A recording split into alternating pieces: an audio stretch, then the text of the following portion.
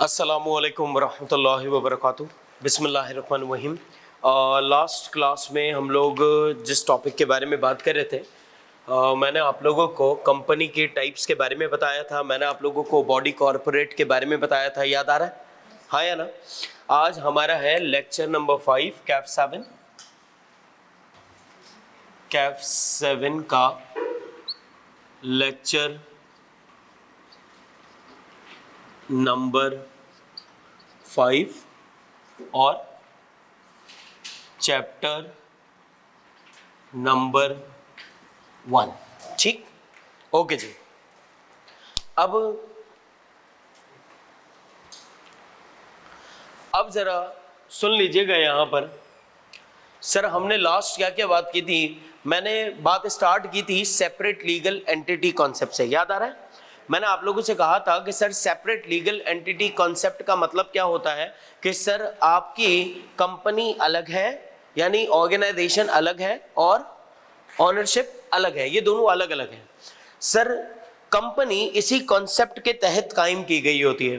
फिर मैंने आपको बताया था कि सर बॉडी कॉर्पोरेट का भी मकसद यही होता है कि वो सेपरेट लीगल एंटिटी कॉन्सेप्ट के तहत कायम की गई होती है। बॉडी कॉर्पोरेट में हमने 3 बातें समझी थी। कितनी बातें? 3 बातें।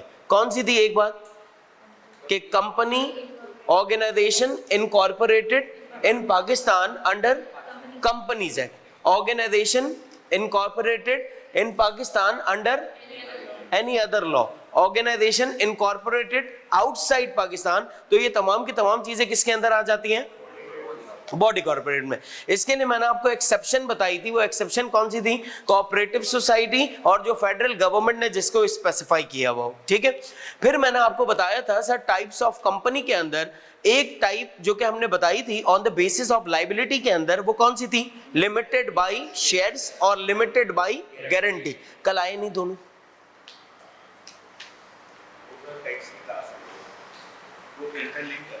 अच्छा चल भाई, तो एक क्या था हमारे पास? लिमिटेड बाय शेयर्स और एक था limited by guarantee. Sir limited by shares में हम 3 किस्म की बातें करते हैं। एक, या तो अमाउंट क्या होगा? फुली पेड होगा, या अनपेड होगा, या फिर बोलना बोलना बोलना रोजा है क्या है?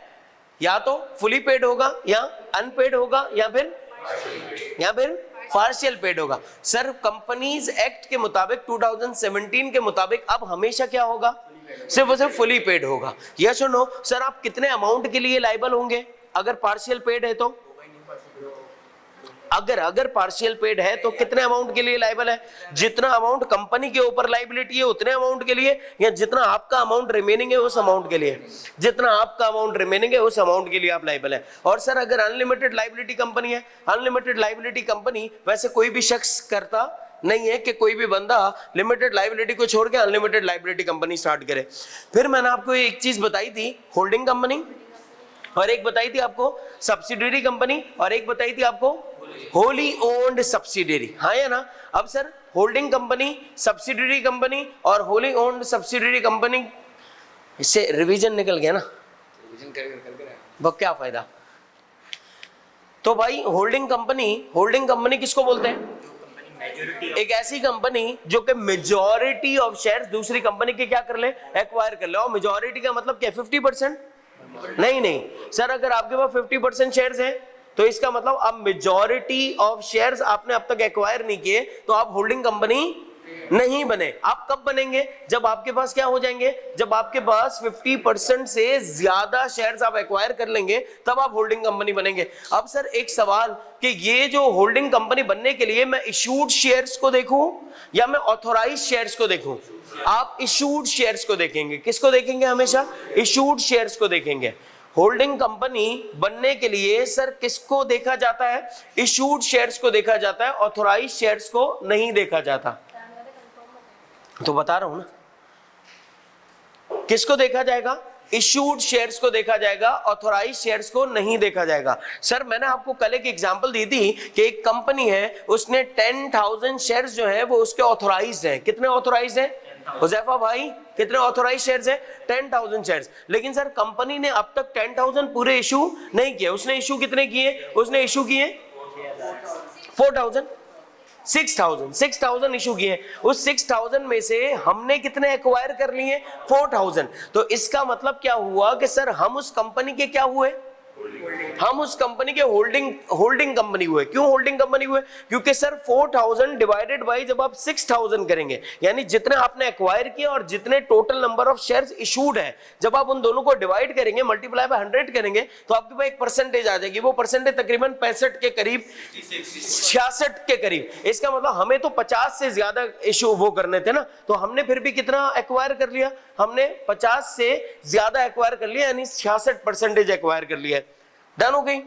फिर मैंने आप लोगों को बताया था कि सर होली ओन्ड सब्सिडियरी का मतलब क्या होता है? होली ओन्ड सब्सिडियरी का मतलब होता है कि जहां पर आप total number of issued shares आप ही एक्वायर कर लें। यानी एक कंपनी ने अगर उसके टोटल ऑथोराइज शेयर्स हैं 10,000, कितने ऑथोराइज शेयर्स हैं उस कंपनी के? 10,000 ऑथोराइज शेयर्स हैं, और उसने फिर भी सर 6,000 इशू किए हुए। कितने इशू किए हुए? 6,000। और वो पूरे के पूरे 6,000 जो इशू किए हुए वो सारे के सारे एक्वायर कौन कर ले? हम ही कर लें। तो इसका मतलब सर इसे हम क्या कहते हैं कि हम क्या है?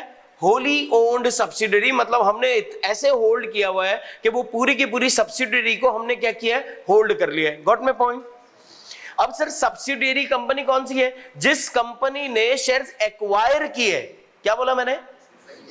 जिस कंपनी ने शेयर्स एक्वायर किए वो क्या कहलाएगा? Holding company. और जिसके शेयर्स एक्वायर किए गए वो क्या कहलाएगा? सब्सिडियरी। और अगर उसके 100% इशूड शेयर्स को एक्वायर किया गया तो वो क्या कहलाएगा? Wholly owned subsidiary. शाबाश। फिर मैंने आप लोगों को बताई थी एक बात कि सर एक चीज है हमारे पास जिसे हम कहते हैं प्राइवेट कंपनी। याद आ रहा है? प्राइवेट कंपनी का मतलब क्या होता है? प्राइवेट कंपनी को याद रखने के लिए मैंने आपको 3 बातें बताई थी। वो 3 बातें कौन सी थी? दैट इज लिमिट, रिस्ट्रिक्शन और आपकी प्रोहिबिशन।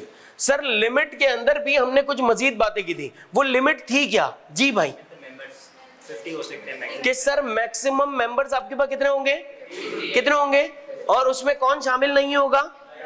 एम्प्लॉइज को हम शामिल नहीं करते। सर एम्प्लॉइज अगर 200 भी हो तब भी कोई फर्क नहीं पड़ेगा, क्योंकि हम यहां किसकी बात कर रहे हैं? हम यहां सिर्फ मेंबर्स की बात कर रहे हैं। किसकी बात कर रहे हैं भाई? मेंबर्स की बात कर रहे हैं। फिर मैंने आपको एक और चीज बताई थी कि सर जॉइंट शेयर होल्डर्स अगर होंगे तो उनको हम कितना कंसीडर करेंगे? उनको हम 1 कंसीडर करेंगे। ऐसा ही है? जॉइंट शेयर होल्डर्स को कितना कंसीडर करेंगे? देखो टाइम नहीं पता क्या है। जॉइंट शेयर होल्डर्स को कितना कंसीडर करते हैं भाई? 1 कंसीडर करते हैं। ऐसा ही है। फिर सर हमें ये बात, जो हमारी लिमिट के अंदर मजीद 2 बातें हमें पता होनी चाहिए थी, एक एम्प्लॉय वाली और एक जॉइंट शेयर होल्डिंग वाली। ऐसा ही है।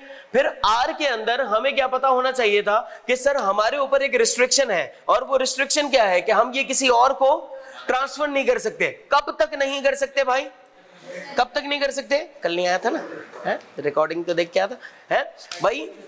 कब तक नहीं कर सकते? जब तक हम एग्जिस्टिंग शेयर होल्डर से ये बात क्या ना कर लें, मालूम ना कर लें, तब तक हम जो है वो ट्रांसफर नहीं कर सकते। सर अब अगर हमने एग्जिस्टिंग शेयर होल्डर से मालूम कर लिया, इसकी मैंने आपको लॉजिक भी बताई थी कल। अगर हमने एग्जिस्टिंग शेयर होल्डर से मालूम कर लिया, फिर जो उनका मशवरा होगा उस हिसाब से हम किसी और को भेज देंगे वो शेयर्स, हाँ या ना? फिर पी में मैंने बताई थी एक चीज जिसे हम कहते हैं प्रोहिबिशन। प्रोहिबिशन का मतलब क्या है कि सर यहां पर इस चीज की मना है। क्या मना है? कि आप जर्नल पब्लिक को इन्विटेशन नहीं दे सकते। यस और नो? अब सर मैंने कल आपको एक बात करके छोड़ दी थी कि सर रिस्ट्रिक्शन में और प्रोहिबिशन में फर्क होता है, जबकि कल मैंने आपको कुछ बता दिया था कि रिस्ट्रिक्शन और प्रोहिबिशन क्या होता है। तो आज का स्टार्ट यहीं से ले लेते हैं। जी जानी सर, वो होल्डिंग कंपनी के केस में आप बता रहे हो कि इशूड शेयर पर बेस कर रहे हैं। जी भाई, जी जी, मतलब कल आपने भी बताया तो मतलब सेंस बना भी वही बात रही है कि अगर मेरे पास 40% मतलब आपने इशू 6,000 किए, मेरे पास 4,000 शेयर है कंपनी के, हाँ मैं मेजॉरिटी शेयर होल्डर, जी जी, बट जो रिमेनिंग 40% जो आपने अभी तक इशू नहीं किए, मतलब हाँ हाँ, उसके ओनर हो ना, जो तो इसी वजह से, हाँ अब जरा बात समझ लें। भाई का सवाल समझ आ गया? भाई ने ये कहा कि सर एक कंपनी है, उसने अपने 6,000 शेयर्स इशू किए हैं, उसी एग्जांपल को लेते हुए, उसमें से 4,000 शेयर्स हमने एक्वायर कर लिए। सर हम होल्डिंग हो गए ना, तो बाकी 4,000 जो ऑथोराइज्ड हैं, जो कि हमने अब तक इशू नहीं किए। तो जब कंपनी को किसी की मेजॉरिटी ऑफ शेयर होल्डिंग्स हटानी होती है ना, तो वो क्या करता है, वो मजीद इशू कर देता है ताकि तुम्हारी होल्डिंग कम हो जाए। लिखो, खाली सवाल करके क्या मतलब, ऐसे ही लिख भी ना भाई। सवाल समझ आया भाई का? इन्होंने कहा कि सर एक तरफ हमने 4000 6000 इशूड में से हमने 4000 शेयर तो एक्वायर कर लिए, सही है। अब कंपनी आपकी होल्डिंग अगर खत्म करना चाहती है तो वो क्या करेगी, वो मजीद 3000 शेयर इशू कर देगी। तो टोटल मार्केट में इशू कितने हो गए, 9000 शेयर, और 9000 में से आपके पास कितने हैं, 4000 शेयर हैं। तो इसका मतलब आपकी होल्डिंग खत्म हो गई, सही है जी, बिल्कुल। पेरेंट कंपनी बनती ही ऐसे है कि वो होल्ड कर लेती है दूसरी कंपनी को।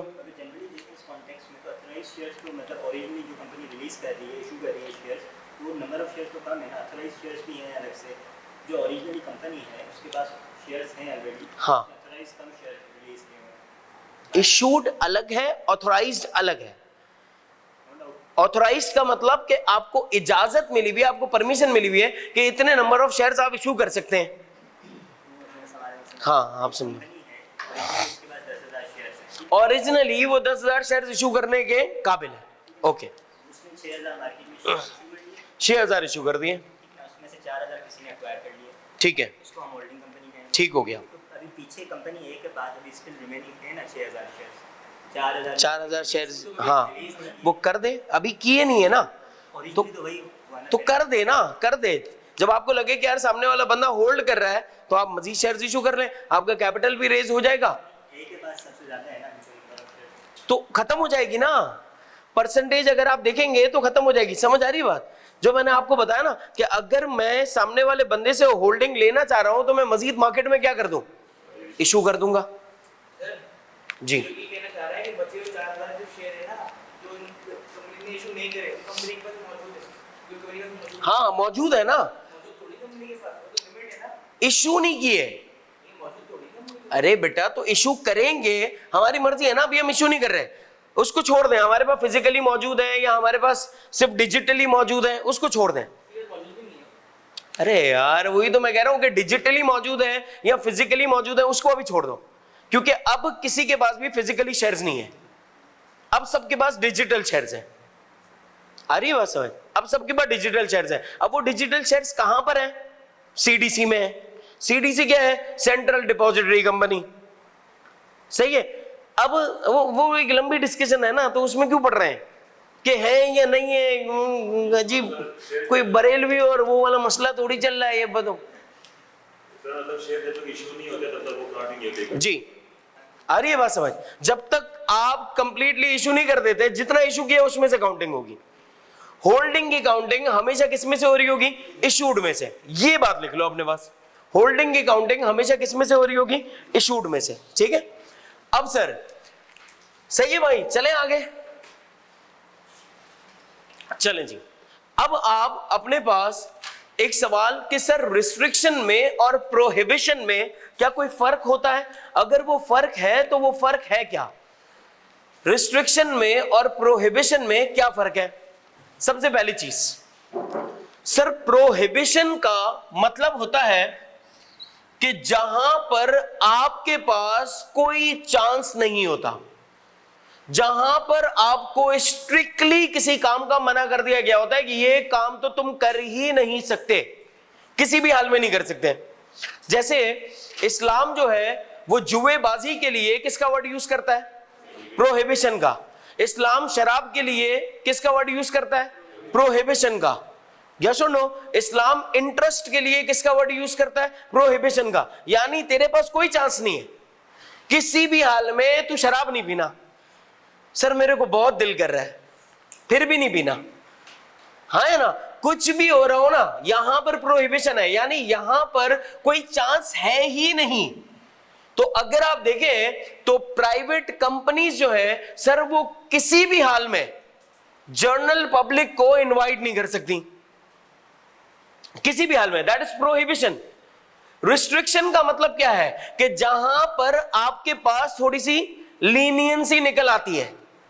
रिस्ट्रिक्शन का मतलब क्या है कि जो मना है, लेकिन अगर परमिशन मिल जाए तो हां भी हो सकती है। रिस्ट्रिक्शन का मतलब क्या है? जो कि मना है, लेकिन अगर परमिशन मिल जाए तो उसकी हां भी हो सकती है। जैसे कि सर आप किसी और को ये शेयर्स ट्रांसफर नहीं कर सकते, रीड करो, आप किसी और को ये वाले शेयर्स ट्रांसफर नहीं कर सकते, लेकिन अगर एग्जिस्टिंग शेयर होल्डर्स परमिशन दे दे फिर कर देना, हाँ या ना? तो यहां पर आपके पास कोई चांस ही नहीं है, यहां पे क्या है? 50-50, there is a chance, got me point. अब आप पढ़े उसको, जो मैंने आपको LRP 3 जो चीजें बताई थी ना, one is limit, other one is restrictions and the third one is prohibition. तो जब आप ये 3 चीजें और इन 2 को अगर आप समझ लेंगे तो आपको पता लग जाएगा कि प्रोहिबिशन का मतलब कि किसी भी हाल में कंपनीज एक्ट आपको इजाजत ही नहीं देगा कि एक प्राइवेट कंपनी जनरल पब्लिक को इनवाइट करे, किसी भी हाल में एक प्राइवेट कंपनी जनरल पब्लिक को इनवाइट करे, ये पॉसिबल ही नहीं है। और रिस्ट्रिक्शन के अंदर क्या है कि सर आपको ट्रांसफर करने का राइट मिल सकता है, वैसे तो नहीं है, आपको मिल सकता है। कब? अगर बाकी सारे जो एग्जिस्टिंग शेयर होल्डर्स हैं वो अगर आपको इजाजत दे दें तो ठीक है। अब समझ गए बात? लिख लीजिएगा ये वाली बात अपने पास। ये जो वर्ड्स हैं ये आपको दिखते जाएंगे कुछ कुछ मौकों पर, कंपनीज एक्ट में आपको कुछ कुछ मौकों पर ये वाले वर्ड्स क्या होते जाएंगे? दिखते जाएंगे। क्यों दिखते जाएंगे? क्योंकि कहीं पर बहुत सख्ती से मना है कुछ चीजों की, तो वर्ड यूज करेगा प्रोहिबिशन, और कहीं पर आपको थोड़ी सी लीनियंसी दे रहा होगा तो वो वर्ड यूज करेगा रिस्ट्रिक्शंस। ओके जी, अब यहां पे देखिएगा, इसके बाद हमारे पास एक और कंपनी है, एक तो थी प्राइवेट कंपनी, एक है SMC, सिंगल मेंबर कंपनी। ये इस तरह से लिखी हुई होती है, SMC प्राइवेट लिमिटेड। SMC क्या है?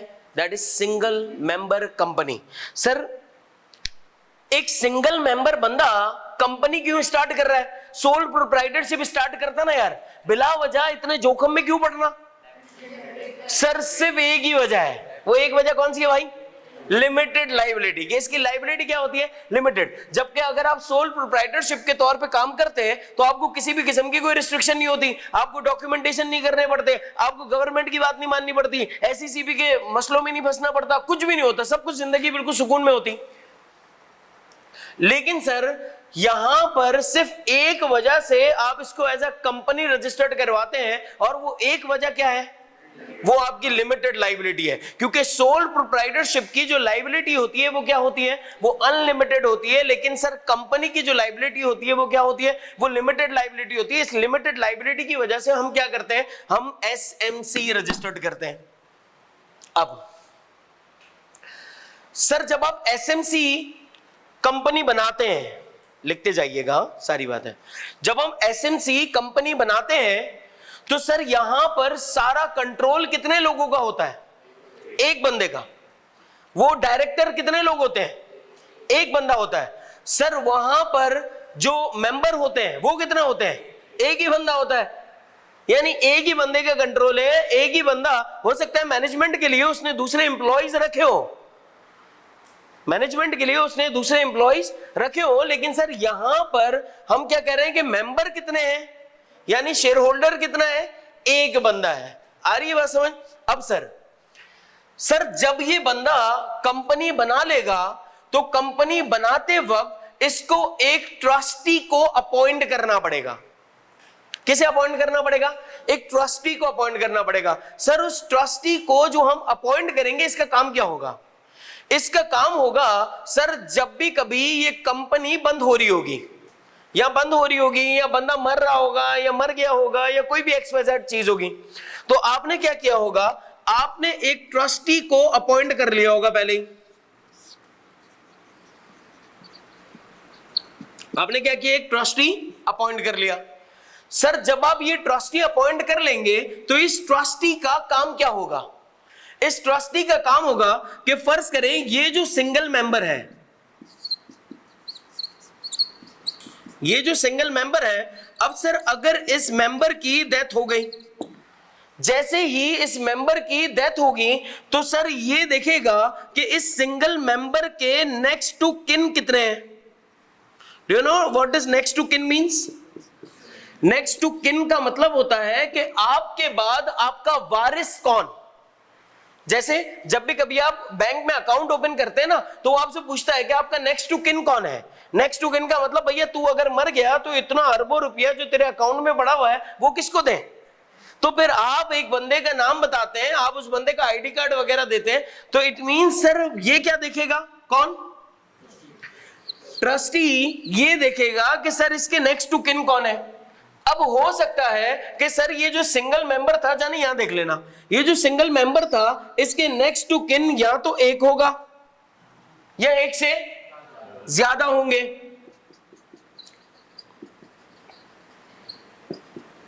ठीक है सर, अगर नेक्स्ट टू किन एक है तब तो कोई मसला नहीं, हम डायरेक्टली क्या करेंगे सर, हम डायरेक्टली हम यानी ट्रस्टी डायरेक्टली क्या कर लेगा सर, पूरा का पूरा शेयर्स इसको क्या कर देगा, ट्रांसफर कर देगा। यानी जितने नंबर ऑफ शेयर्स हैं जो भी कुछ है वो डायरेक्टली किसके नाम पे ट्रांसफर कर देगा, इस एक नेक्स्ट टू किन के।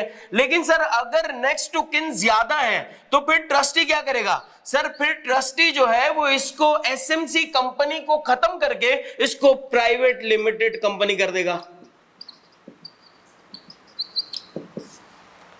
अब आप बोलेंगे कैसे सर, प्राइवेट लिमिटेड कंपनी में जो मिनिमम जो मेंबर्स हैं वो कितने हैं, 2, और सर मैक्सिमम मेंबर्स कितने हैं, 50। तो इसका मतलब कि सर अब अगर आप 10 है, 12 है, 15 है तो आप एसएमसी की लिमिट से तो आउट हो गए ना। अगर आप 2 भी हैं तब भी आप एसएमसी की लिमिट से आउट हो गए, तो आप किस लिमिट के अंदर जाके फॉल करेंगे, फिर आप प्राइवेट लिमिटेड कंपनी के अंदर जाके फॉल करेंगे। तो फिर ये ट्रस्टी क्या करेगा, फिर ये ट्रस्टी आपकी कंपनी को क्या बना देगा, एक प्राइवेट लिमिटेड कंपनी बना देगा। बात समझ आ रही है सर? वैसे एसएमसी भी एक्चुअली आपकी प्राइवेट लिमिटेड कंपनी है, लेकिन वो कितने मेंबर्स पे मुश्तमिल होती है, वो एक मेंबर पे मुश्तमिल होती है। लिखो लिखो,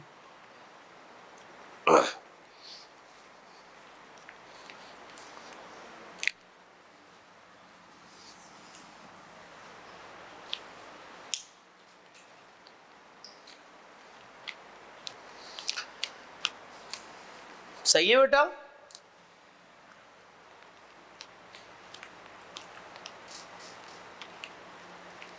तो एसएमसी प्राइवेट लिमिटेड कंपनी ये लिखी हुई कैसे होगी, एसएमसी प्राइवेट लिमिटेड कंपनी कहलाती है। सर जब आप प्राइवेट लिमिटेड एसएमसी कंपनी बनाएंगे तो आप उसी वक्त क्या करेंगे, एक come on speak it out, क्या करेंगे, एक ट्रस्टी अपॉइंट करेंगे। सर वो ट्रस्टी का काम कब स्टार्ट होगा, जब वो सिंगल मेंबर जो होगा जब उसकी मैयत हो रही होगी। अब हो गई भैया, अब क्या करें, अब वो ये देखेगा कि इसके नेक्स्ट टू किन में कितने लोग हैं, एक बंदा है या एक से ज्यादा बंदे। अगर सर एक बंदा है तो फिर वो क्या करेगा, फिर वो डायरेक्टली ट्रांसफर कर देगा वही सारे शेयर्स। और सर अगर एक से ज्यादा लोग हैं तो फिर वो क्या करेगा, फिर वो प्राइवेट कंपनी बना देगा।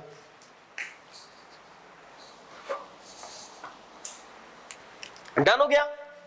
अब सर इसके बाद फिर एक और कंपनी है जिसे हम कहते हैं पब्लिक कंपनी। क्या कहते हैं भाई, पब्लिक कंपनी। जी भाई, अलग अलग वो है, इसी के अंदर है अदर कंपनीज जो है, ओ स्टेटस वाली जो कंपनीज हैं उसी के साथ है। जी भाई, अगर ट्रस्टी मर गया, ट्रस्ट भाई ट्रस्टी पैसे ले रहा होगा ना यार, फायदा किसी का कुछ भी नहीं होता, हर बंदे पैसे लेता है। अब फर्ज करो तुम अगर कहीं पे जाते हो मालिश कराने और तुम मालिश कराते हो तो तुम बोलो कि आप जाएं यहाँ पे गुरु मंदिर पे पुल के नीचे, वहां नहीं प्रॉपर तख्ते वक्ते लगे हुए और आप वहां पे जाएं तो वो आपको अगर मालिश करे तो आप बोलो यार तेरे को क्या फायदा, तो भाई उसको पैसे मिल रहे यार, हर बंदे को पैसे मिल रहे हैं, इसको भी पैसे मिल रहे हैं। कैसे लेगा, कैसे लेगा? अगर इस बंदे को ये जो बंदा है, जो ट्रस्टी, अगर ये इसका रिश्तेदार है या ये बंदा खुद इसको ट्रांसफर करना चाहता है, फिर तो ट्रांसफर कर दे, पूरी की पूरी कंपनी ट्रांसफर कर दे।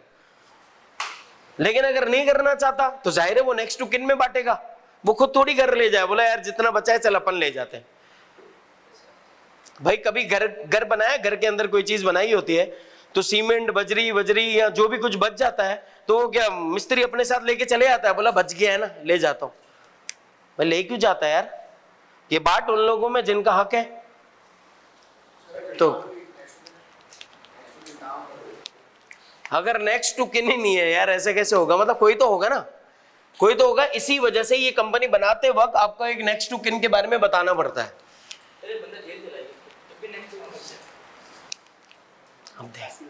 अब देख कुछ चीजों का कोई इलाज नहीं होगा, कुछ चीजों का इलाज सिर्फ अमरूद खाना बंद करना होगा, क्योंकि ये वो अमरूद है जो कि लाल अमरूद होता है और उसमें होता है कीड़ा, और वो आप खा तो लेते हैं, उस वक्त तो पता नहीं लगता, उस वक्त तो छोटा होता है, लेकिन आप उसको वो एनर्जी खिलाते जाते हैं, वक्त के साथ साथ खिलाते जाते हैं कि वो बढ़ जाता है।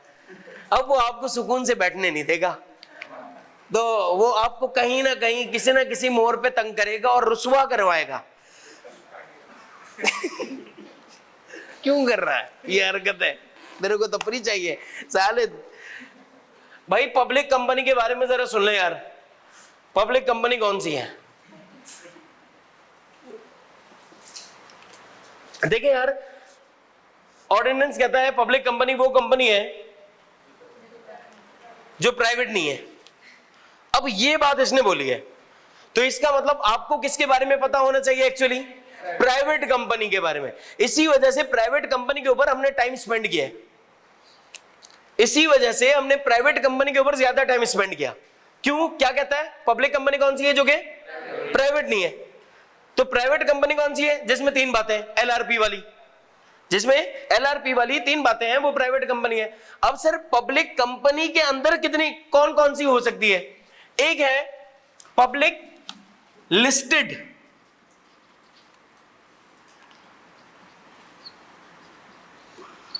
और एक है पब्लिक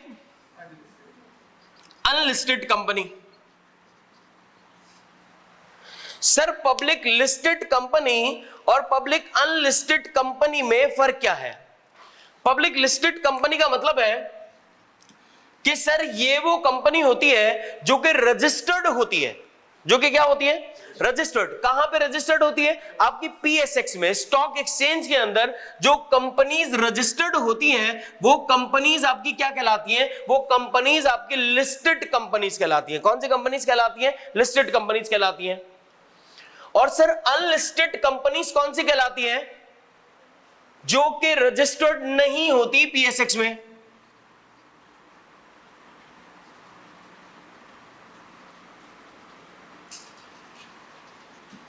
ठीक है। अब सर फिर प्राइवेट कंपनी में और लिस्टेड कंपनीज में और अनलिस्टेड कंपनीज में फर्क क्या हुआ? भाई लिस्टेड कंपनीज कौन सी हैं? जिनके शेयर्स स्टॉक मार्केट के अंदर ट्रेड हो रहे हैं। जिनके शेयर्स स्टॉक मार्केट में क्या हो रहे हैं? ट्रेड। ट्रेड का मतलब क्या है? बाइंग एंड सेलिंग होना, खरीदा जाना और बेचा जाना। ये किसका मतलब है? लिस्टेड। तो लिस्टेड के अंदर क्या होते हैं? पीएसएक्स के अंदर, स्टॉक मार्केट के अंदर चीजें क्या हो रही होती हैं? शेयर्स क्या हो रहे होते हैं? ट्रेड हो रहे होते हैं। और अनलिस्टेड कंपनीज वो होती है सर जो कि लिस्टेड, जो कि रजिस्टर्ड नहीं होती। कहां पे रजिस्टर्ड नहीं होती? पीएसएक्स के अंदर रजिस्टर्ड नहीं होती। तो सर इसका मतलब कि एक कंपनी है प्राइवेट कंपनी, एक कंपनी है पब्लिक अनलिस्टेड, और एक कंपनी है, मेरे बच्चे ये गौर से सुन लीजिएगा, ये सारे मतलब और कॉन्सेप्ट्स अभी क्लियर हो जाएंगे तो आगे जाके आपके दिमाग में आप मुझसे कुछ पूछेंगे नहीं फिर, वरना तो फिर आप पता है कब पूछेंगे? जब आप आखिर में जा रहे होंगे ना, तब आपको वो अमरूद तंग करेगा। तो इससे अच्छा क्या है अभी सुन लेना, क्यों आखिर में जब आप जा रहे होंगे तो सामने वाले को भी बुरा लगेगा, बोला यार ये तो इतनी बेसिक बात तो पूछ रहा है। हालांकि आपको एक छोटी सी बात कंफ्यूज कर रही होगी, लेकिन उस वक्त आप सोचे ना यार। तो एक है आपकी पब्लिक अनलिस्टेड, एक है आपकी पब्लिक लिस्टेड। मेरे बच्चे अब ना इनका जरा मतलब समझ लें। मेरा आपसे सवाल, माविया भाई, प्राइवेट कंपनी जो है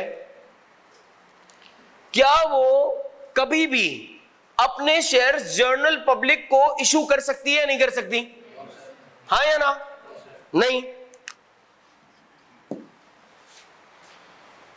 क्या कोई चांस नहीं है?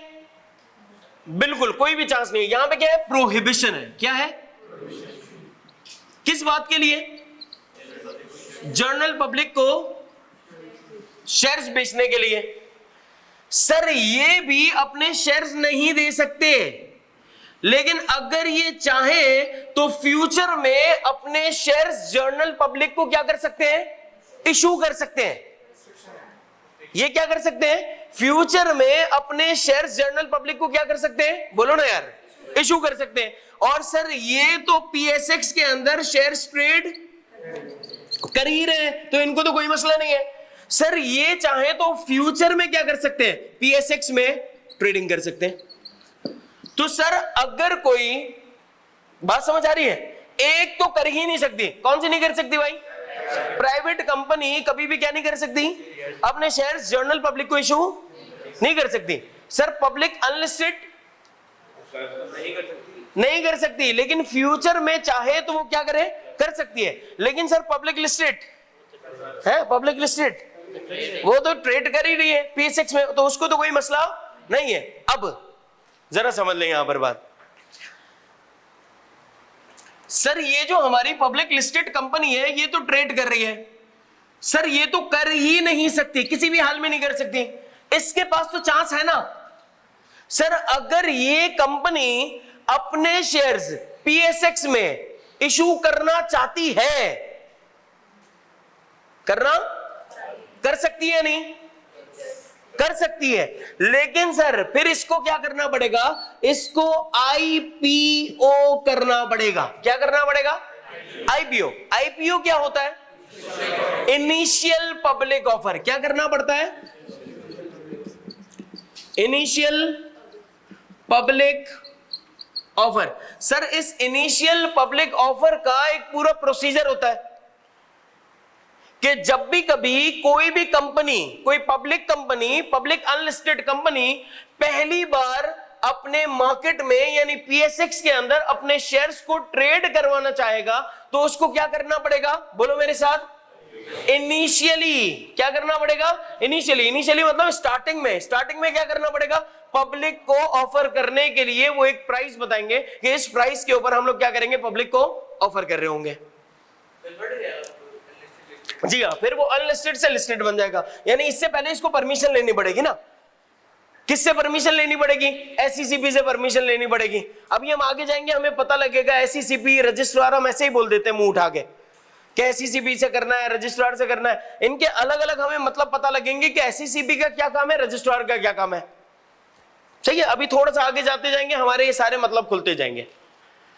बात समझ आ रही है नहीं? अब मुझे एक बात बताएं, एक वर्ड लिखा हुआ है, यहां तक डन है? साथ है मेरे? अच्छा सर, वैसे तो कंपनी लॉ के अंदर आप C-FAB 2 में जाएंगे, वहां पे आपको ये डिटेल में बताया जाएगा कि आईपीओ का पूरा सीन क्या है। अब यहां पे देख लो, ये लिखा है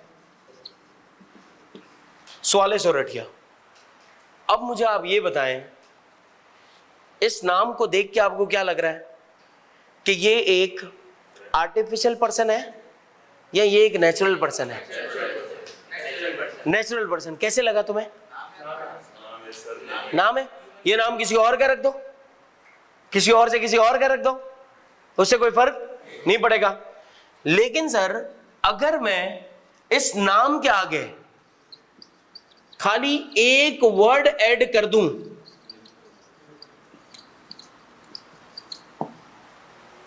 अब मुझे बताओ, अब ये क्या हो गया?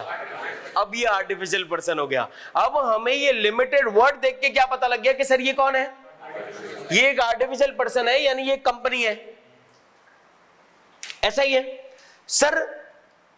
अब मेरा आपसे ये सवाल, ऊपर वाले नाम को तो छोड़ देना, वो तो एक नेचुरल पर्सन का नाम है, आर्टिफिशियल पर्सन का नाम। यार ये जो हमने लिखा है लिमिटेड वर्ड, इसको देखकर क्या पता लग रहा है कि ये कौन सी कंपनी है? मेरे भाई ये पब्लिक कंपनी लग रही है तुम्हें, ये तुम्हें प्राइवेट कंपनी लग रही है, कौन सी कंपनी लग रही है?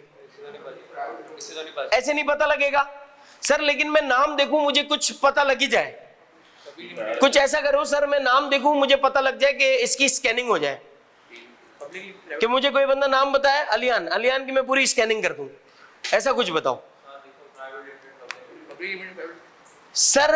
अगर ये लिखा हुआ है सिर्फ लिमिटेड, इसका मतलब ये पब्लिक कंपनी है। पब्लिक कंपनी के नाम के आगे कुछ भी लिखा हुआ नहीं होगा, खाली लिमिटेड होगा। लिखते जाना। अगर ये सर वर्ड लिमिटेड लिखा हुआ है, इससे क्या पता लग रहा है ये कौन सी कंपनी है? बोलना भाई माविया भाई, पब्लिक कंपनी है सर। लेकिन अगर मुझे ये कैसे पता लगेगा भाई कि ये वाली कंपनी प्राइवेट कंपनी है? उसके आगे लिखा हुआ होगा, यानी कि पब्लिक कंपनी के आगे कुछ भी लिखा हुआ नहीं होगा, सिर्फ लिमिटेड होगा। लिमिटेड तो सिर्फ कंपनी से पता लगेगा कि भाई ये एक आर्टिफिशियल पर्सन है। वर्ड लिमिटेड से मुझे क्या पता लगेगा बेटे? क्या पता लगेगा कि ये क्या है? सिर्फ आर्टिफिशियल पर्सन। लेकिन सर अगर मुझे एक ये देखना है कि प्राइवेट कंपनी है या नहीं, तो ये प्राइवेट कंपनी नहीं, ये पब्लिक कंपनी है। प्राइवेट कंपनी के नाम के आगे ऐसा लिखा होगा प्राइवेट लिमिटेड। अब पता लग रहा है कि कौन सी कंपनी है। अब मेरा आपसे सवाल, पब्लिक और प्राइवेट का फर्क पता लग गया सर। ये कैसे पता लगेगा कि ये कंपनी लिमिटेड बाय शेयर्स है या लिमिटेड बाय गारंटी है? भाई पढ़ी है ना टाइप्स, है भाई? लिमिटेड बाय शेयर्स है या लिमिटेड बाय गारंटी है, कैसे पता लगेगा? नहीं देखे, खाली नाम देख के पता कर ले हम, बहुत हद तक आइडिया तो कर लेना यार चीजों का। कैसे पता लगेगा सर? अगर स्वाले सोरठिया लिमिटेड लिखा हुआ है और उसके आगे कुछ भी नहीं है, तो इसका मतलब कि सर ये लिमिटेड बाय शेयर्स है। अगर कुछ भी नहीं लिखा हुआ तो क्या पता लगेगा कि पब्लिक कंपनी है और ये क्या है? लिमिटेड बाय शेयर्स है। तो इसका मतलब कि सर लिमिटेड बाय गारंटी के आगे लिखा होगा limited by guarantee, limited by guarantee. Yes और नो? सर ये कैसे पता लगेगा कि ये कंपनी, सवाल समझ आ रहे हैं ना सर? ये कैसे पता लगेगा नाम देख के कि ये कंपनी एसएमसी कंपनी है? Very good. उसके आगे लिखा होगा एसएमसी प्राइवेट लिमिटेड। उसके आगे क्या लिखा होगा? SMC private limited. अगर कोई प्राइवेट लिमिटेड एसएमसी कंपनी है तो कैसे पता लगेगा?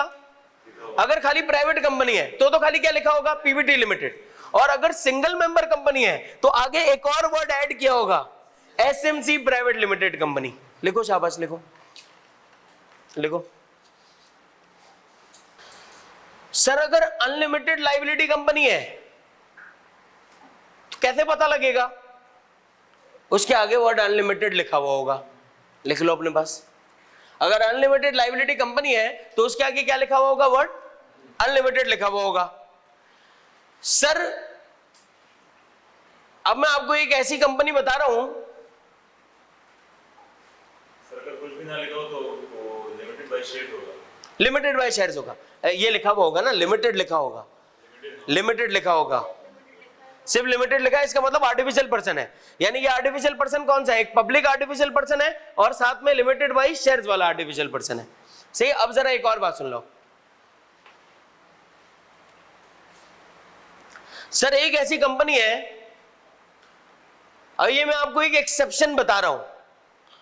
अब ये कंपनी क्यों है, इसकी लॉजिक हम आज अभी डिस्कस नहीं करेंगे। इसकी लॉजिक हम शायद अगली 5-6 क्लासों के बाद डिस्कस कर रहे होंगे इंशाल्लाह। सर एक ऐसी कंपनी है जिसके नाम के आगे वर्ड लिमिटेड नहीं होगा, सिर्फ ये लिखा हुआ होगा, लेकिन वो एक कंपनी होगी। नहीं समझे? एक ऐसी कंपनी भी होगी जिसके नाम के आगे वर्ड लिमिटेड नहीं लिखा होगा, लेकिन वो होगी कंपनी। आप जब किसी कंपनी के नाम के आगे वर्ड लिमिटेड देख रहे हो तो आपको क्या लग रहा है? थोड़ा सा कमर्शियल एस्पेक्ट लग रहा है।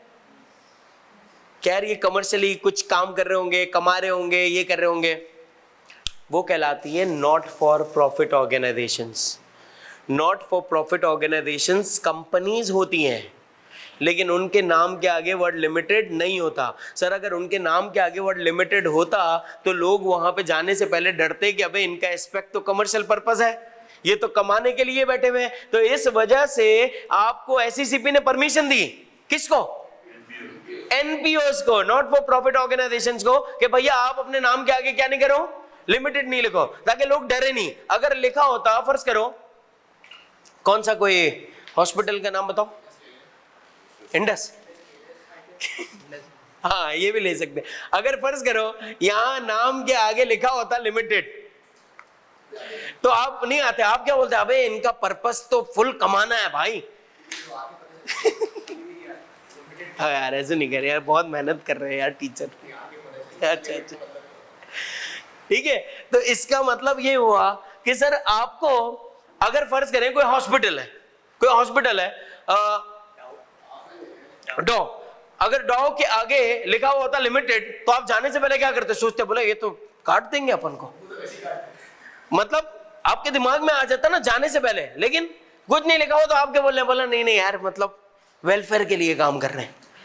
कुछ नहीं लिखा हुआ ना तो इसका मतलब वेलफेयर के लिए काम कर रहे हैं, तो आपको एक इनसाइट थोड़ा सा अच्छा फील आता है, शरीफ लगते हैं थोड़ा सा।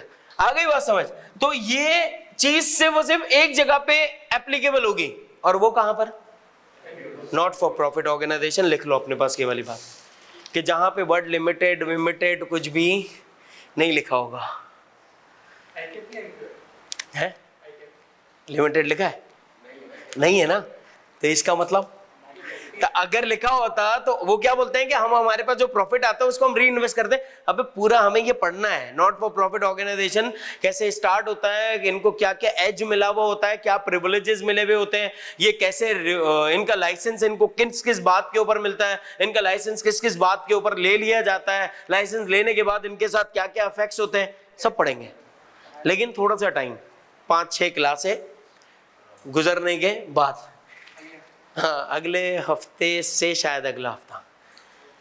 सही है भाई, यहां तक बात समझ आती है हमें? अब ये बात आपको पता होनी चाहिए कि सर क्या मुझे इनका नाम देखकर भी चीजें आइडिया हो सकती है या नहीं हो सकती? बिल्कुल हो सकती हैं।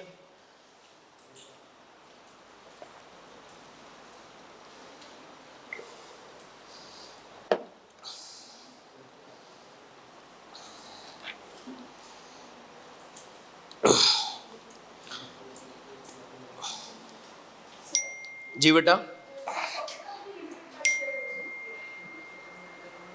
हाँ ना लिस्टेड हो गई ना वो जी।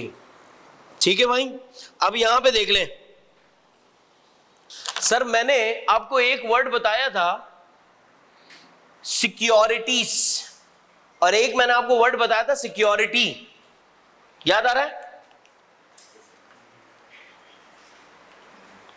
नहीं बताया था? बताया होगा। अच्छा चलो कोई बात नहीं। देखो बेटा आप, अच्छा कैप 4 याद आ रहा है? कैप 4 के अंदर हमने एक वर्ड पढ़ा था सिक्योरिटी, प्लेज वर्ड पढ़ा था, प्लेज। सही है? कोई बात नहीं, याद नहीं आ रहा है तो यहां पे देख लेते हैं। अब सर एक वर्ड था हमारे पास जिसे हम कहते हैं सिक्योरिटी, है ना, और एक वर्ड था जिसे हम कहते थे सिक्योरिटीज। इन दोनों में फर्क है। ये जो ऊपर वाला जो सिक्योरिटी है वो किसी बंदे के पास कोई चीज गिरवी रखवाना है। मैंने आपसे लोन लिया, अल्लाह ना करे, और मैं आपको उसके बदले में कोई चीज रखवा दूं, इसको हम क्या बोलते हैं? सिक्योरिटी। क्या बोलते हैं इसको हम? सिक्योरिटी। किसी के पास कोई चीज गिरवी रखवाना, जैसे हम प्लेज या मॉर्गेज कहते थे। सिक्योरिटीज का मतलब क्या होता है? सिक्योरिटीज अगर आप देखें SECP, क्या बोला मैंने? इसका पूरा फुल फॉर्म बताएं। सिक्योरिटी नहीं है, securities exchange commission of Pakistan. अब मैं SECP वर्ड बोलूं कभी, या मैं कमीशन वर्ड बोलूं, आपके लिए वर्ड सेम है। Securities exchange commission of Pakistan word बोलूं या फिर खाली कमीशन बोलूं, आपके लिए ये सारे वर्ड्स क्या होंगे? सेम होंगे। अब सर सिक्योरिटीज के अंदर क्या क्या आ जाता है? सर सिक्योरिटीज के अंदर आपके शेयर्स भी आ जाते हैं, आपके डिबेंचर्स भी आ जाते हैं, ये सारी की सारी चीजें आ जाती हैं। याद है मैंने आप लोगों से कहा था कि सर शेयर्स जो है वो एक्चुअली ओनरशिप देने के लिए होते हैं। डिबेंचर आपकी कंपनी की ओनरशिप नहीं देता। डिबेंचर एक्चुअली एक किस्म की लायबिलिटी है, एक किस्म का लोन है, यस और नो? तो सर ये किसके अंदर आ रहे होते हैं? ये भी आपके सिक्योरिटीज के अंदर आता है, सिक्योरिटीज के अंदर आता है।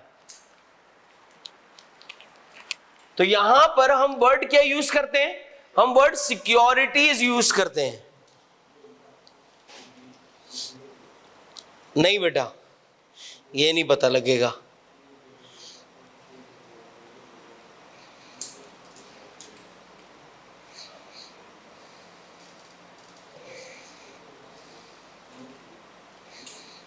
ठीक है, डन हो गया, वर्ड पता लग रहे। अब आगे सर एक और कंपनी होती है, उसे हम कहते हैं public sector company.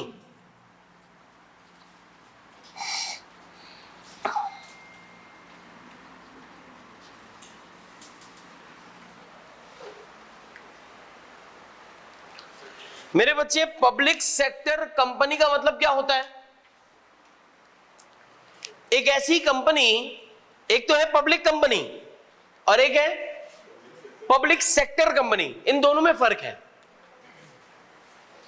Sir very good, एक ऐसी कंपनी जिसके majority of shares government acquire कर ले। कितने? Majority of shares government acquire कर ले, तो वो कंपनी कौन सी कहलाती है? वो कंपनी आपकी पब्लिक सेक्टर कंपनी कहलाती है। कौन सी कंपनी कहलाती है? पब्लिक सेक्टर कंपनी, जिसके मेजॉरिटी ऑफ शेयर्स कौन एक्वायर कर ले? आपकी गवर्नमेंट एक्वायर कर ले। बात समझ आ रही है? तो बेटा पब्लिक सेक्टर कंपनी और पब्लिक कंपनी दोनों अलग अलग है। पब्लिक सेक्टर कंपनी कौन सी है? एक ऐसी कंपनी जिसके मेजॉरिटी ऑफ शेयर्स क्या कर लिए गए हैं? एक्वायर कर लिए हैं। किसने की है? गवर्नमेंट ने। तो ऐसी कंपनी आपकी कौन सी कहलाएगी? Public sector company. सर एक और कंपनी होती है जिसे हम कहते हैं फॉरेन कंपनी।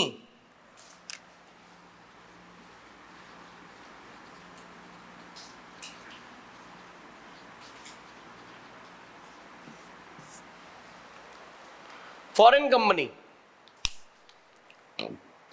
एक ऐसी कंपनी जो कि सर रजिस्टर्ड कहां पर हो? आउटसाइड पाकिस्तान। जो इनकॉर्पोरेट कहां पर हुई हो? आउटसाइड पाकिस्तान।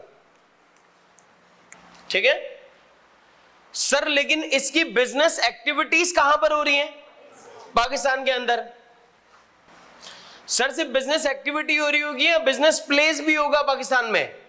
इनका बिजनेस प्लेस भी होता है जी जी। इनकी बिजनेस एक्टिविटीज भी पाकिस्तान में है, इनकॉर्पोरेटेड बाहर की हैं, और इनका बिजनेस प्लेस भी यहां पर है।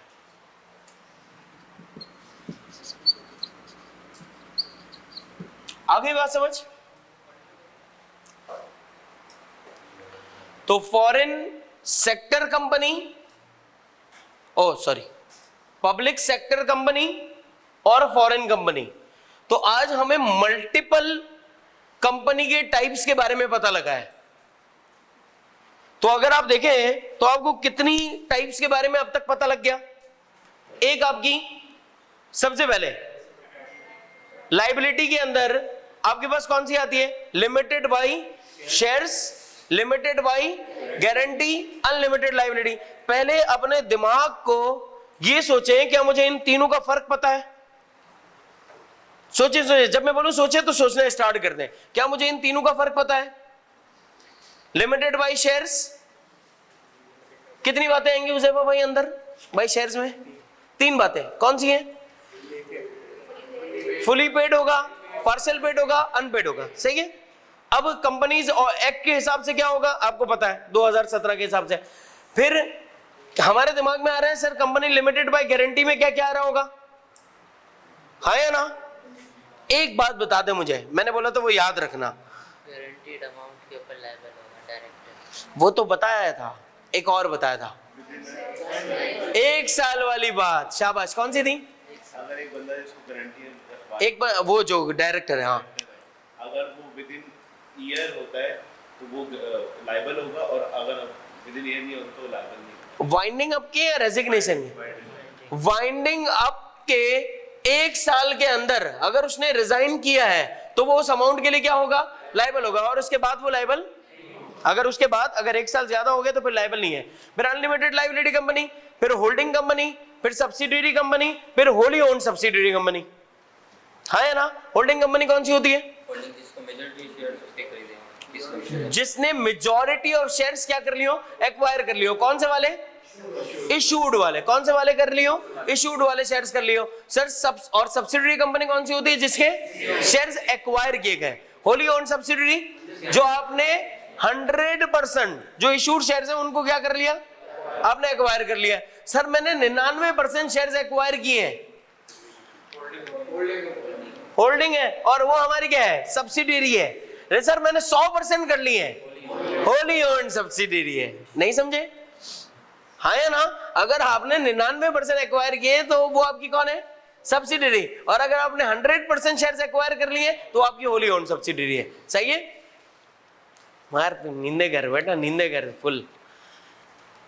इसके बाद फिर हमारे पास एक कौन सी कंपनी है? Private company. प्राइवेट कंपनी के अंदर कितनी बातें हैं? 3 बातें। कौन सी? लिमिट होनी चाहिए, रिस्ट्रिक्शन होनी चाहिए और प्रोहिबिशन। शाबाश, लिमिट होनी चाहिए, लिमिटेड, रिस्ट्रिक्शंस और प्रोहिबिशन। लिए पुरानी क्लास से लिए? लिमिटेड, रिस्ट्रिक्शन और प्रोहिबिशन। प्रोहिबिशन में क्या है भाई माविया भाई? क्या हम क्या नहीं कर सकते? क्या किसी कोई ऐसी चाल, कोई ऐसी सिचुएशन, कोई ऐसी चीज जिसमें हम जनरल पब्लिक को इनवाइट कर दें? किसी भी उसमें नहीं कर सकते। ऐसा ही है। और सर रिस्ट्रिक्शन क्या है? कर सकते हैं, लेकिन पहले क्या करना पड़ेगा अलियान? पहले आपको एग्जिस्टिंग शेयर होल्डर से परमिशन लेना पड़ेगी। ऐसे ही है। फिर रिस्ट्रिक्शन क्या है? ओह सॉरी, हाँ, लिमिट क्या है? क्या 50 से ज्यादा नहीं हो सकते? 50 से ज्यादा नहीं हो सकते के अंदर 2 बातें याद रखनी है आपको। एक कौन सी? एम्प्लॉय वाली, और एक जॉइंट शेयर होल्डिंग वाली। ऐसा ही है। सर जॉइंट शेयर होल्डिंग को कितना कंसीडर करते हैं? 1 कंसीडर कर रहे होते हैं। सर जॉइंट शेयर होल्डिंग, अगर ऐसा joint share holding, joint share holding, joint share holding, ऐसा ऐसा करके 8 लोग हैं joint share holders. 8 joint share holders हैं तो कितने काउंट हो गए? टोटल 25 है। काउंट 25 होंगे या 8 होंगे? 8 होंगे। आ रही है बात समझ? फिर आपको मैंने बताया था single member company. Sir single member company कौन सी होती है? एक ऐसी कंपनी जिसको ओन्ड, कंट्रोल, मैनेज, मेंबर सब कुछ कौन होता है? वो एक बंदा होता है। एम्प्लॉइज हो सकते हैं उसके पास, लेकिन मेंबर कितने होंगे अलियान भाई? मेंबर कितने होंगे? सिर्फ एक बंदा होगा। फिर मैंने आपको इसमें क्या बताया था कि हमें क्या करना पड़ेगा? एक ट्रस्टी अपॉइंट करना पड़ेगा। सर उस ट्रस्टी का काम क्या होगा? उस ट्रस्टी का काम होगा कि सर इसके मरने के वक्त ये क्या करेगा? ये डिसाइड करेगा कि नेक्स्ट टू किन कितने हैं। एक है या एक से ज्यादा? एक है तो डायरेक्ट ट्रांसफर, ज्यादा है तो फिर वो प्राइवेट कंपनी के अंदर कन्वर्ट कर देगा। फिर हमने बताया आपको पब्लिक कंपनी, पब्लिक में लिस्टेड और अनलिस्टेड। लिस्टेड जो कि स्टॉक मार्केट में ट्रेड कर रहे हैं, अनलिस्टेड जो कि स्टॉक मार्केट में ट्रेड नहीं कर रहे हैं, लेकिन सर वो ट्रेड कर सकते हैं। तो अगर जब वो कभी भी जिंदगी में पहली बार ट्रेडिंग करने का सोच रहे होंगे तो उनको क्या करना पड़ेगा? एक्सीलेंट। नाम देख के भी हमें बहुत सारी चीजें पता लग जाएंगी। फिर एक है जिसे हम कहते हैं पब्लिक सेक्टर कंपनी, और एक है हमारी foreign company. Sir foreign company और पब्लिक सेक्टर कंपनी में फर्क है। पब्लिक सेक्टर कंपनी हमारे पास कौन सी होती है? एक ऐसी कंपनी जिसके मेजॉरिटी ऑफ शेयर्स किसने एक्वायर किए होते हैं? गवर्नमेंट ने। और सर आपकी फॉरेन कंपनी कौन सी होती है? तीन बातें, incorporated, outside Pakistan, business activity कहां पर होगी? इन पाकिस्तान, और बिजनेस प्लेस भी इसका कहां पर होगा? इन पाकिस्तान। बात समझ आ रही है नहीं? अबे क्या पागल हो गए?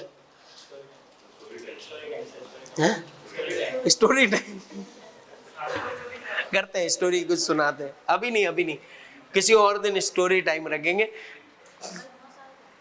नहीं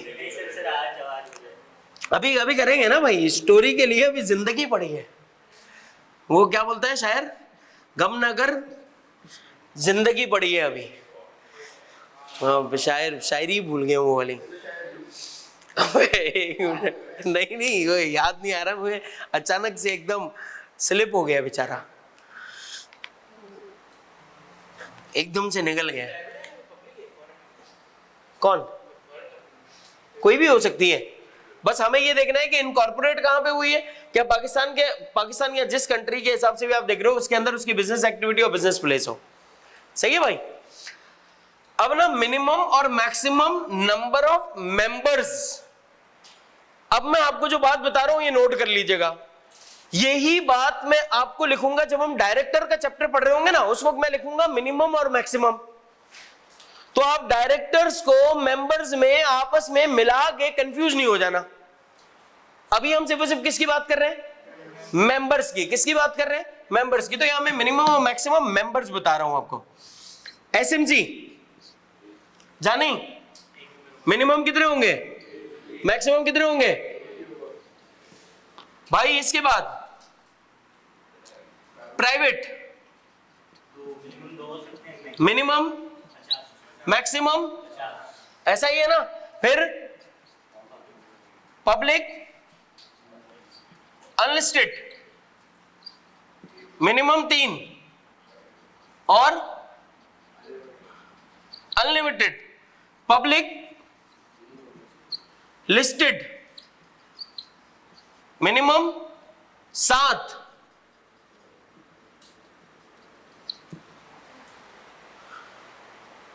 अरे बात समझ सर, लेकिन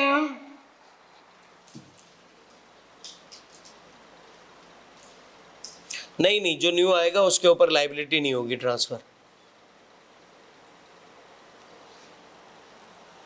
अच्छा भाई, अब सर अगर मिनिमम की जो लिस्ट है, क्या बोला मैंने?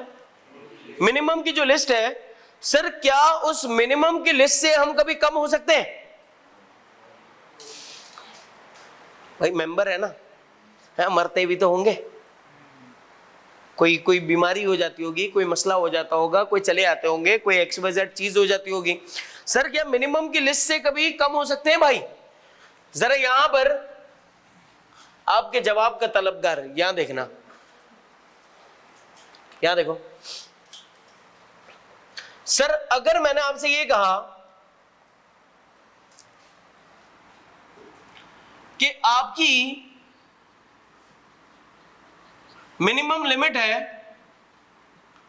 फर्ज करो हम बात करते हैं पब्लिक लिस्टेड कंपनी की, कितनी है? 7।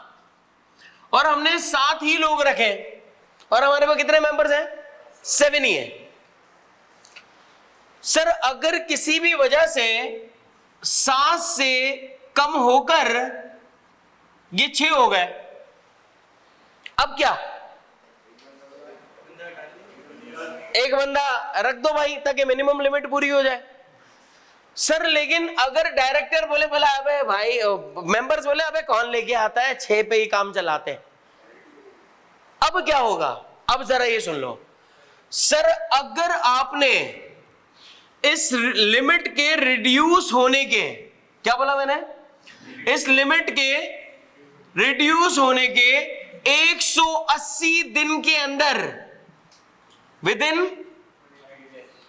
180 डेज, अगर आपने इस लिमिट के रिड्यूस होने के 180 दिन के अंदर, सर अगर आपने क्या ना किया, अगर आपने इस लिमिट को पूरा ना किया तो आपकी लाइबिलिटी लिमिटेड से अनलिमिटेड में चेंज हो जाएगी।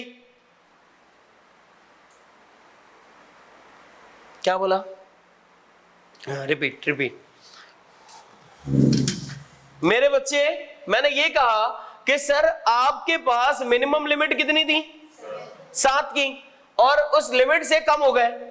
सर आप जब कम हुए, आपने 180 दिन के अंदर उस रिड्यूस लिमिट को पूरा नहीं किया। आपने उस रिड्यूस लिमिट को अगर पूरा नहीं किया तो आपकी लायबिलिटी लिमिटेड से किस में चेंज हो जाएगी? अनलिमिटेड में चेंज हो जाएगी। आ रही है बात समझ? तो इसका मतलब ताकि हर बंदा फिर किसको फॉलो करेगा? इस लिमिट को फॉलो करेगा कि नहीं यार ये जो लिमिट है ये पूरी हो जानी चाहिए। अब मेरा आपसे एक सवाल, ये बात समझ आ गई है? लिख लो पहले ये बात, फिर मैं आपसे एक सवाल पूछता हूं। समझ आ गई ना बात? एक सवाल मैं पूछ रहा हूं कि पूछें पूछें पूछें।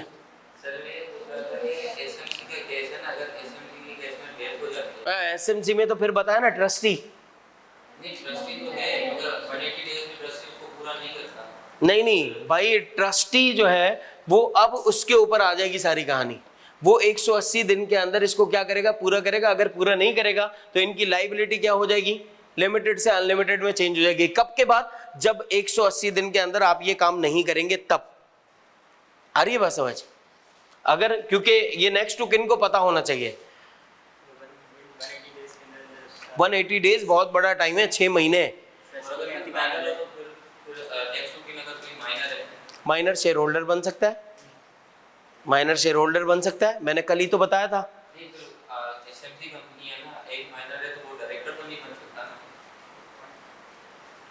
अब आपने बताया माइनर शेयर होल्डर बन सकता है, मेंबर बन सकता है।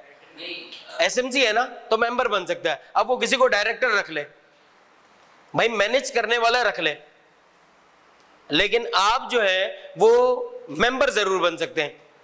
शेयर होल्डिंग के लिए आपका मेजर होना जरूरी नहीं है, एक माइनर भी बन सकता है। सही है, फिर वो डायरेक्टर रख ले किसी को। डायरेक्टर तो हो सकता है ना कोई भी। हाँ भाई, हाँ भाई सर, ट्रस्टी की भी डेथ हो जाती है 180 दिन से पहले ही, तो अब वो अमरूद का क्या करें? तो भाई अगर ट्रस्टी की डेथ 180 दिन के अंदर हो जाती है तो कोई दूसरा ट्रस्टी होगा जो उसको लीगल रिप्रेजेंटेटिव कर रहा होगा। ठीक है, लीगली तौर पे जो उसको रिप्रेजेंट कर रहा होगा कि इसके बाद ये सारी चीजें ये देख रहा होगा, वो देखेगा। सही है। सवाल कहां पे क्या पूछना था, सवाल कहां पे क्या पूछ रहा। अब भाई मेरा आपसे एक सवाल है, हम लिस्टेड कंपनी की बात कर रहे हैं। अगर सर ऑलरेडी हमारे पास 8 मेंबर्स हैं, ऑलरेडी मेरे पास कितने मेंबर्स हैं?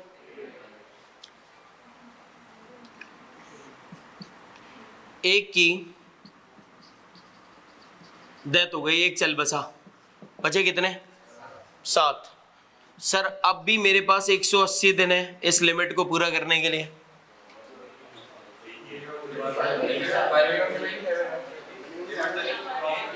है 180 दिन? नहीं भैया, आप ऑलरेडी मिनिमम लिमिट के अंदर है। ये कब होगा? जब आप मिनिमम लिमिट से नीचे आएंगे। सर अगर हमारे पास 40 मेंबर्स हैं और 10 चल बसे या 10 चले गए, बचे कितने? 30 मेंबर्स। तो इसका मतलब क्या है? सर क्या 180 दिन वाली रिक्वायरमेंट फॉल करेगी? नहीं करेगी। ये बात कहां पे फॉल कर रही होगी? सिर्फ मिनिमम लिमिट से अगर आप नीचे आएंगे तब ये एप्लीकेबल होगी, अदरवाइज ये एप्लीकेबल नहीं होगी। बात समझ आ रही है या नहीं? लिमिट सब कंपनीज पे अप्लाई होगी, सारी कंपनीज पे अप्लाई हो रही है। सर लिमिट क्या सब कंपनीज पे अप्लाई हो रही है? जी हाँ, सारी कंपनीज के ऊपर ये लिमिट एप्लीकेबल है। डन हो गया? देखें भाई जरा इन सारी बातों को एक नजर।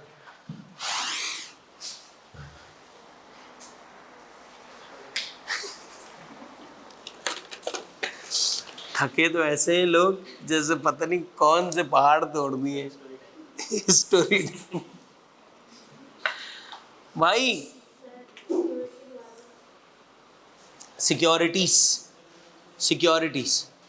देखिए बेटा, सिक्योरिटीज का मतलब होता है कि सर उसके अंदर आपके शेयर्स भी आते हैं, आपके डिबेंचर्स भी आते हैं, ये तमाम की तमाम चीज़ें आपकी सिक्योरिटीज के अंडर में आ रही होती हैं। तो जब सिक्योरिटीज का वर्ड यूज किया जाता है, इसका मतलब शेयर्स भी हैं, बॉन्ड्स भी हैं, डिबेंचर्स भी हैं, ये सारी की सारी चीज़ें हैं। और जब वर्ड सिक्योरिटी होता है तो सिक्योरिटी का मतलब होता है किसी चीज को गिरवी रखवाना किसी के पास।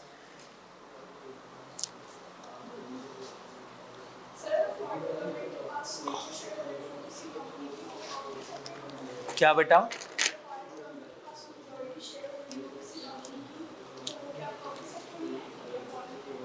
फॉरेन में आएगी ना, फॉरेन में ही आएगी। अगर इनकॉर्पोरेट पाकिस्तान में हुई है फिर तो वो फॉरेन कंपनी रही नहीं ना। सवाल समझे आप पहले अपना। अगर इनकॉर्पोरेट हुई पाकिस्तान में है तो फिर तो वो फॉरेन कंपनी नहीं रही। हाँ, फिर वो पब्लिक सेक्टर में आ सकती है, क्योंकि अगर गवर्नमेंट उसके मेजॉरिटी ऑफ शेयर्स एक्वायर कर ले फिर फॉरेन कहलाएगी। अगर आउटसाइड पाकिस्तान इनकॉर्पोरेट। भाई एक आपके दिमाग में एक और सवाल, सर ये काउंटिंग ऑफ 180 डेज कहां से स्टार्ट होंगे? डेथ के बाद से। अब सर डेथ हो गई, छोटू डेथ हो गई 1 जनवरी को। डेथ कब हुई? 1 जनवरी को। लेकिन सर उसकी डेथ का पता लगाए मेंबर्स को 1 फरवरी को। सवाल समझे भाई? डेथ कब हुई? 1 जनवरी को। और डेथ के बारे में पता कब लगा? अब मुझे ये बताएं कम्युनिकेशन कब हुई है? 1 फरवरी को। तो काउंटिंग कहां से होगी? क्या 4 वाला कॉन्सेप्ट? यस और नो? इसका मतलब कि भैया जब पता लगा है, जब नॉलेज में आई चीज, उसके बाद से जब कम्युनिकेट हुई चीज, सर किसी भी एक को भी कम्युनिकेट हो गई, इसका मतलब अब वो सबको कम्युनिकेट हो जाएगी। आ रही है बात समझ? तो सर अगर कम्युनिकेट मरते ही हो गई, भैया सामने ही मरा है बंदा, अब उसी टाइम से जैसे ही आपकी नॉलेज में है उसी टाइम से 180 दिन काउंट हो जाएंगे आपके। डन है भाई?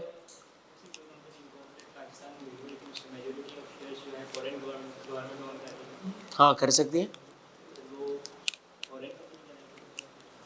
अगर हमारी बिजनेस एक्टिविटीज वहां पर भी हैं। सही है भाई? अब यार देख ले, चीजें समझ आ गई हैं सारी।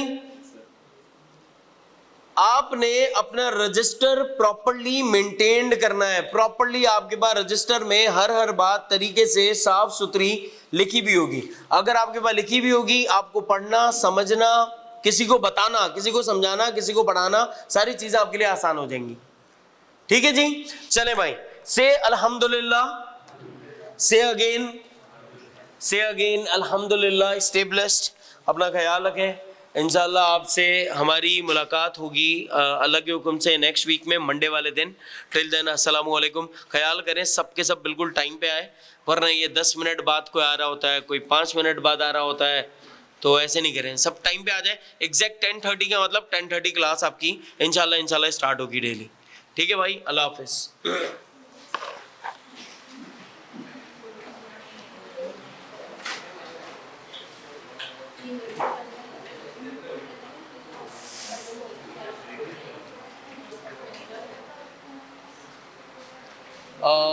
ये क्या लिखा है? Local government. हाँ नहीं, लोकल गवर्नमेंट से।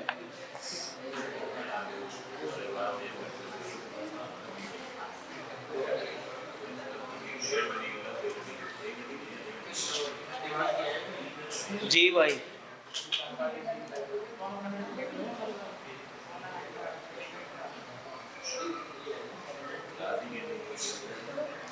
बेटा स्टार्ट में मैंने लिखा है रिस्ट्रिक्शन और प्रोहिबिशन का फर्क।